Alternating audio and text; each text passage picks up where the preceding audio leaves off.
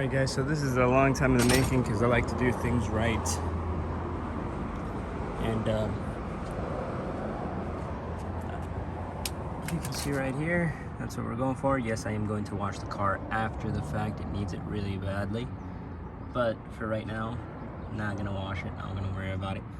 Taking off the wheel. And a lot of people would go ahead and just tape off the brake caliper. Don't do that, just take it off. It's 4 bolts and they're out. It'll be a cleaner, nicer job in the end.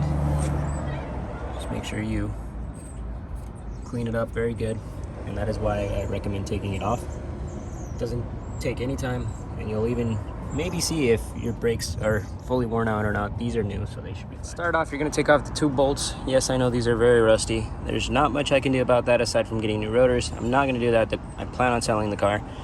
I'm only doing this just because I already have this and it's been sitting in my car for over a month or 2.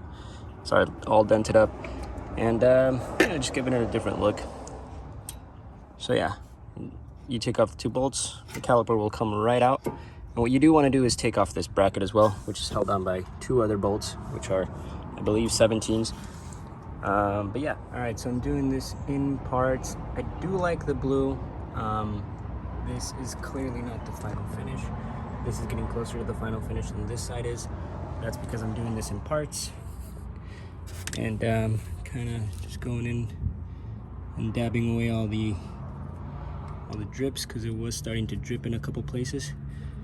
But it does cure a lot longer than I thought it was going to be. I taped off the back one because that one is very small and tedious to take off. But I am liking the color, and I'm most likely going to love the contrast because I love the blue. I only did that because I was running out of places to put the paint, and it's rusted. So I figured, why not? It's gonna get covered up by the wheel anyway. But yeah, I'll keep you guys posted. All right, so I've been painting here. I propped it back into place just to see where it was gonna be the most noticeable, because it is a tiny paint can. So I've just been covering the caliper parts, just anywhere that I think needs a little bit more of a coat. Right now they're just propped in place just so that I can really see where I miss spots, because when it's laying down you can't really tell. And I want to get all the spots, especially painted, the ones that are going to be super noticeable. So like areas like this where it's going to be in the front. Obviously I painted all throughout the back. If I would have just taped it off, it would have cut off like right around here, so that would have really sucked. Like I said, that I only painted because, you know, you're not going to see it anyway, and cover up a little bit of the rust. Should have left it by itself, but it's too late to go back now. And I noticed that dabbing it worked a lot better than spreading it. So you dab and then spread it so that it looks even after it dries. And it dries in about 20 minutes, so like dry to the touch in 20 minutes. But really you want to leave it for half an hour before putting the second coat, and then cure for a whole 24 hours. So this car's not going to be driven till tomorrow, which is only 12 hours, but you know, I think that's plenty of time to go through with it. I don't think anybody has 24 hours to not use their car. I do have my little brother's car to use if I think it won't be able to handle it or something, but I think it'll be fine. 12 hours should be plenty.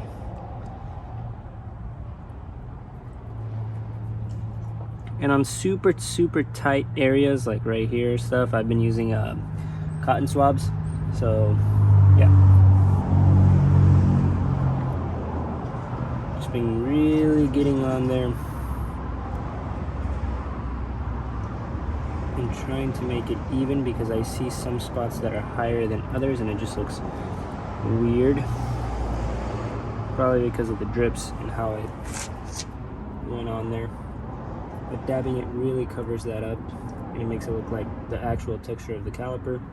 But if you want a smooth finish, you do want to brush it on there really good. I got these foam brushes at Dollar Tree, and it came with a big pack, so don't worry about the brushes too much.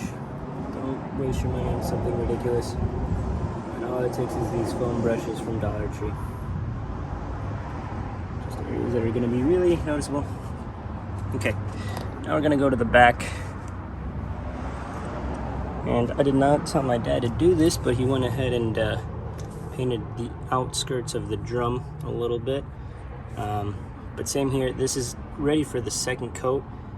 This one I did tape off because it is more tedious to take off. Didn't want to do this entire thing right, but I'm noticing that it really just matters how much you care. And since I'm selling the car, I don't care enough to not get paint on every single little thing. Going Bob Ross on you guys. Make a little tree. Just dab. Some ASMR. I'm kidding. I don't do that. Okay. Get some more paint on everything. Just so that everything has a nice coat. A little more paint.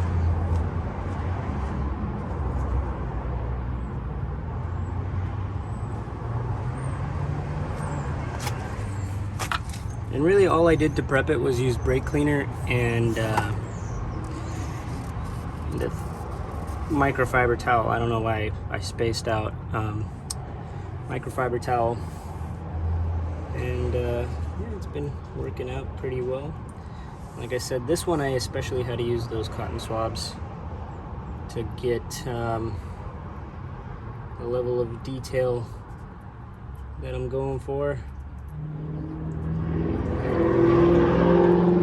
I was going for the spoon blue with these brake calipers. A lot of people go with Brembo red, and I'm just like, everybody has Brembos, whatever.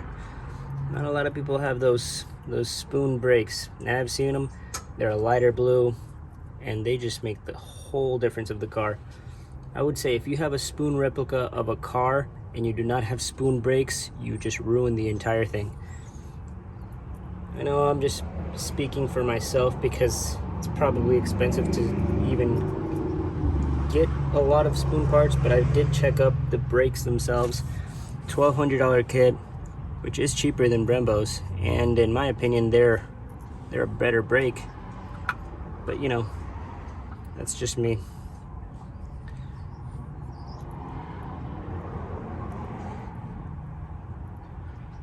Okay, so when I get to that, I'm happy with how it looks. I will move on to the other side while this side dries. I will need to find an extra jack because I am currently using 2 of mine, and I'm going to need a jack stand here to get the rest of it. But for the most part, I mean, it's going pretty smoothly. Sorry I haven't been uploading in a while. Very, very busy. And really didn't have content for you guys anyway. I do have something coming up later on, but it's going to be for an MDX. My sponsor is going to be helping me out with the MDX video, just like they did with the TSXs and the TL. So shout out to them. I'll leave all of the links down in the description for all of their stereo shops. It'll be for any other car as well. So yeah. Okay, so I am happy with how the paint is for right now. Just gonna spread it a little bit so it doesn't leave the lumpiness. And now I get a cotton swab. Cotton swab. Get a really good amount on there because it does like to just fall right out. And just get in there as closely as possible as you can. Okay, and if you start getting any runs, don't worry, this paint is very forgiving. Just make sure you give it some time to cure before the next coat. I think I'll need one more coat and then I'll be set with this side. But for right now, I'm gonna get the jack and I'm gonna go ahead and just continue to the other product side. You guys can see this is messy. I messed up. Anyway, from far away it looks nice. That's cool. I'm going to be continuing this compilation in my new house. And by a new house, I mean where I'm going to be living for the next couple of years, I hope. So this is the car in the driveway. I'm not going to show the address, but I am going to show the car off, which is nice in its own sense.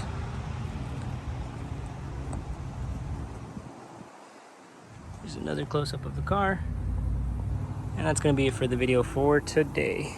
Catch you guys next time. Thank you guys for watching.